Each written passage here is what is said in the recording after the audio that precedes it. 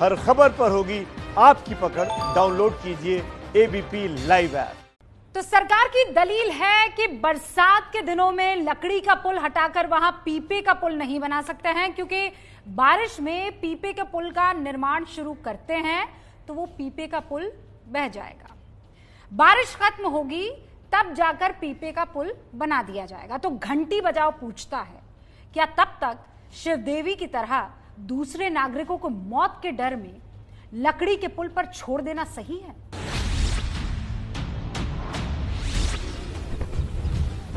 पिछले शुक्रवार को भी लकड़ी के पुल पर जान दांव पर लगाकर चलते उन्नाव के हबीब चाचा स्थायी पुल के लिए संवाददाता रणवीर का पैर पकड़ने लगे थे। भैया मेरे जौन है तुम्हारा, अरे ये मत एक पुल बनवा दो, सब जने कोशिश करते। इस शुक्रवार हबीब चाचा पुल बनवाने के लिए संवाददाता रणवीर का पैर छूने लगते हैं। बहुत सारा परेशानी कई साल से ने जौन हुए, इसमें पुल लगते खनिया सब सही हो जाते, मगर सरकार जौन हुए यहाँ कजीगांव में के लीला है परम्पार, ये चक्कर है भैया। जिसे बने तो तुम्हारा काम तुम समझ में हम वही दिन यह बात आपसे ने बोल दी थी, हुआ जो यह बात बोल रहे। हबीब चाचा को ये पैर पकड़ने की आदत किसने डाली है? सरकारों की गैर जिम्मेदारी है।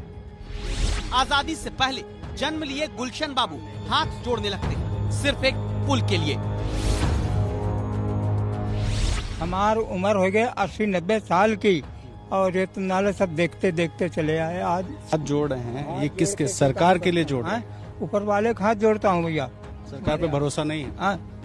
मतलब ऊपर वाले के भरोसे है, सरकार पे भरोसा नहीं है? हाँ बात सही, ऊपर वाले का भरोसा है और सब ठीक है साहब। यही हमका जरूरत है कि पुल बनना चाहिए। टूटे फूटे लकड़ी के पुल के सहारे जीते लोगों का सरकार पर भरोसा भी टूटा है। क्यों? क्योंकि अगर बरसात में पीपे का पुल नहीं लगाया जा सकता तो क्या तब तक जनता जैसे भी पुल पार करे सरकार की जिम्मेदारी नहीं? हम सवाल ये उठा रहे हैं कि अगर एक हफ्ते में पुल नहीं बन सकता था तो एक हफ्ते में इस पुल को हटाया क्यों नहीं गया? अगर इस पुल को हटा देते तो आज शिवदेवी नाम की कोई महिला की मौत नहीं होती। अगर इस पुल को हटाया नहीं गया तो इस पुल पे इस टूटी हुई लकड़ियों को हटाकर क्या मजबूत किस्म की लकड़ियां प्रशासन नहीं लगवा सकता था, सरकार नहीं लगवा सकती थी? क्यों गांव वालों को उनके हाल पर छोड़ दिया? ये सवाल है और इसका जवाब सरकार को, मंत्रियों को, अधिकारियों को, नेताओं को देना होगा। एबीपी न्यूज 15,000 लोगों की जीवन रक्षा के लिए तहसीलदार, जिलाधिकारी, सांसद, मंत्री तक से उनकी जवाबदेही का सवाल पूछने जाएगा। लेकिन पहले देख लीजिए इस लकड़ी के पुल के बदले पक्का पुल देने के नाम पर कैसे ठगा है हर दल, हर सरकार ने। अभी जो है तो इसका कुछ मजबूती बन जाए तो भला कम से कम आवाजाही तो 3-5 हो जाए तो कोनो सुनते नहीं है कि कहो, कोनो सुनते नहीं। अब गुस्सा आता नेताओं पे। अब साहब का करी, गुस्सा बहुत तगड़ी आउत है वाटन ब्यारा जब वाट ले को हम बनवा देबे ते जो कहो आप बनवा देबे और कोई बनावे कोई नहीं आउत, कोई नहीं, कोई बाद में यहाँ घूम दिखते नहीं है कि कहाँ को मरे की जिए है, और हर साल मर जा बेचारे। जब तक कोई नेता आता है तो यही कहता है कि मैं आया हूँ, मैं तुम्हारा पुल करवा दूंगा, ये विकास करवाऊंगा पूरे गांव का। जब तक यहाँ रहेंगे तब तक बातें करेंगे, उसके बाद चले जाएंगे, कोई मतलब नहीं रहेगा। यही बस कह के चले जाते हैं। हम रोए तो नदियाँ पार उतरी सकल देखो हमारी। तो गवर्नमेंट मानते हैं, गवर्नमेंट को। कई पार्टियों की सरकारें हैं, बीजेपी की सरकार है अभी, इसके पहले सपा थी, उसके पहले बसपा थी। किसी सरकार ने मतलब जनता के लिए कुछ नहीं किया? कुछ नहीं किया, कोई सरकार नहीं किया, कोई सरकार नहीं किया। हरदम मांग करते रहे हम लोग। गुस्सा लगता है नेताओं को? गुस्सा बहुत लागत, अब कि एक वोट नहीं पड़ी। संभव है कि आपके मन में सवाल होगा कि जनता काहे इस लकड़ी के पुल के भरोसे बैठी है, क्यों ऐसे जानलेवा पुल को इस्तेमाल करती है? तो जवाब भी जानना आपको जरूरी है। साइकिल लेकर आ रहे हैं, साइकिल का पहिया अंदर चला जा रहा है।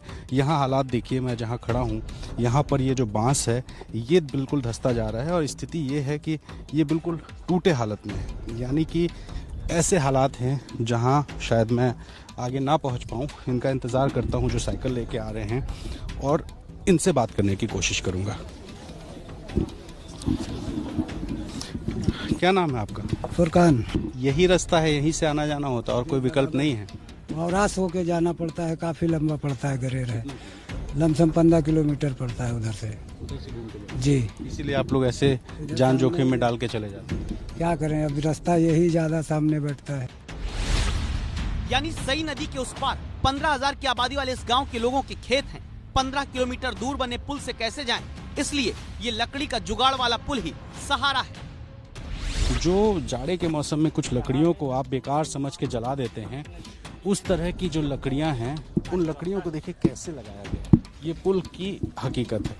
ये पुल की लकड़ी मेरे हाथ में आ चुकी है और इसी तरह से इस लकड़ी को यहाँ घुसा दिया गया है और ये यहाँ का जुगाड़ हो गया। अब जरा इसको देखिए, ये बांस है, ये पूरा बांस यहाँ से निकल सकता है। यहाँ पे ये जितनी भी बांस, ये लकड़ियाँ, ये देखिए, ये लकड़ी किस तरह के इसके हालात हैं कि ये लकड़ी भी कोई कील नहीं लगी है, कुछ नहीं लगी है। जिसको जहाँ से जैसे लकड़ी मिल गई उसने यहाँ पर लकड़ी लगा दी और इसी तरह से लकड़ी का पुल बन गया। तो सोचिए एक हफ्ते में क्या नहीं हो सकता था। क्या सरकार यहाँ पर लकड़ी लगा करके स्थायी नहीं तो कम से कम एक मजबूत और स्थायी पुल ही बना देती, लेकिन किसी के कान पे जू नहीं रेंगता और शायद यही वजह है कि हालात आज भी जस के तस हैं।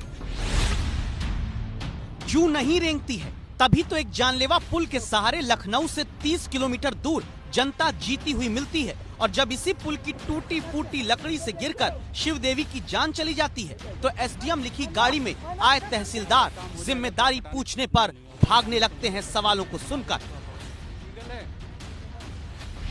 को अगर आप नहीं बनवा सकते थे तो हटवा देते। नहीं, पुल बनाना हमारे हाथ में नहीं है ना। पुल हटाना तो सर आपके हाथ नहीं, पुल हटाना भी हमारे हाथ में नहीं है। ठीक है, जितना हमारे कोई भी अवैध काम हो जाएगा तो आप हटा नहीं सकते। नहीं, अवैध काम इसको नहीं कर सकते हैं। पुल बना हुआ है, इसको आप अवैध नहीं कर सकते। लीगल है। ग्रामीण लोग अपनी व्यवस्था के लिए कर रहे हैं, अपनी लीगल है, इस्तेमाल में व्यक्तिगत रूप से किए हुए हैं लोग प्रयास। लीगल है, मैं आपसे पूछ रहा हूँ। आपने कह रहा अवैध कर सकता हूँ। लीगल भी नहीं, लीगल भी नहीं है क्या फिर सर? ये ग्रामीणों को अपनी जो है व्यक्तिगत व्यवस्था की गई है। ठीक है, वो अपना जानकारी कब हुई आपको? मुझे जानकारी किस चीज़ की? पुल की, कि यहाँ पुल है? मुझे जानकारी पहले से थी इसके बारे में। फिर भी कुछ नहीं हुआ ना? आप लोगों ने कोई रिपोर्ट वगैरह नहीं? नहीं, रिपोर्ट क्या तहसील से मांगी जाएगी, रिपोर्ट तो दी जाएगी। ठीक है, मैं तो ये कह रहा हूँ इसको नहीं बनवा सकते थे तो हटवा देते कि पुल हट जाए। अब हटाएंगे? पुल तहसील से नहीं बनता है, पुल जो है शासन की। तहसीलदार आप हैं, आप तो डीएम को बताएंगे ना, ऊपर बताएंगे? नहीं बताएं। रिपोर्ट पुल के लिए मांगा जाएगा तो हम लोग दे देंगे पुल की रिपोर्ट। अभी हम के पास इस तरह कोई व्यवस्था नहीं। क्यों ना ऐसे प्रशासन पर गैर इरादतन हत्या का केस चलाया जाए जिसने हजारों घरों के लोगों को पानी में आधे धंसे लकड़ी के पुल के सहारे सब कुछ जानकर भी छोड़ रखा है। शायद आगे मैं नहीं जा पाऊं, मैं कोशिश करता हूं जाने की।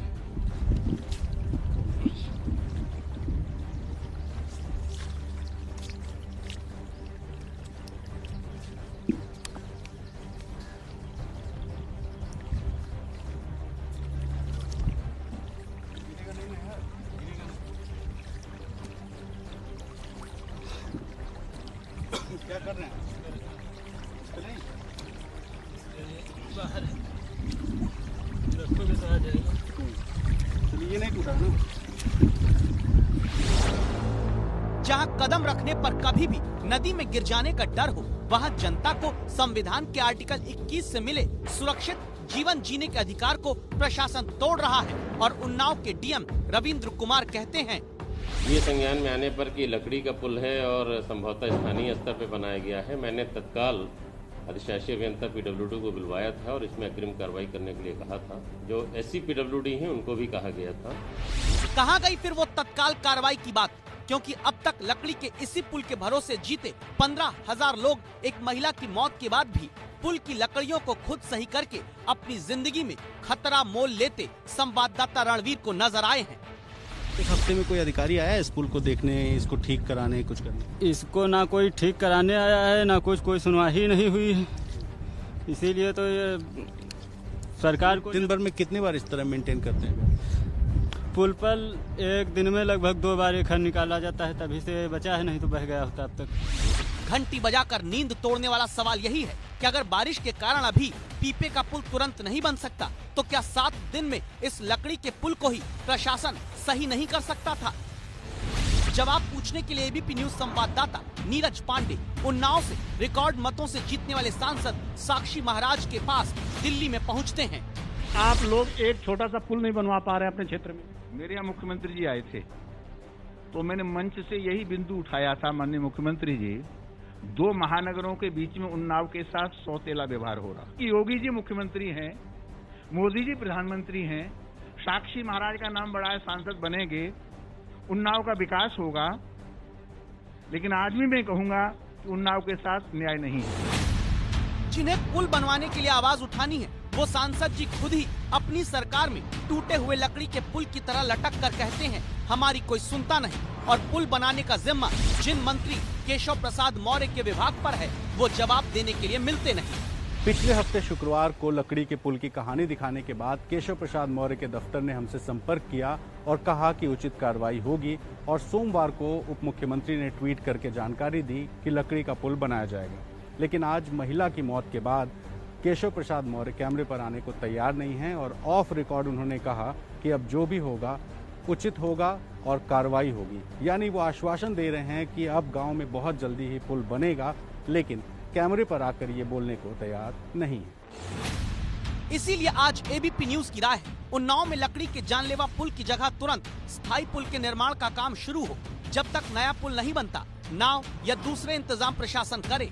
प्रदेश में खतरनाक पुलों को ऑडिट कराया जाए, जवाबदेही तय करके नियत समय में खतरनाक पुल हटाकर नए स्थायी पुल बने। आप इस राय से सहमत हैं तो 8422840000 पर घंटी बजाइए, सरकारों को जगाइए।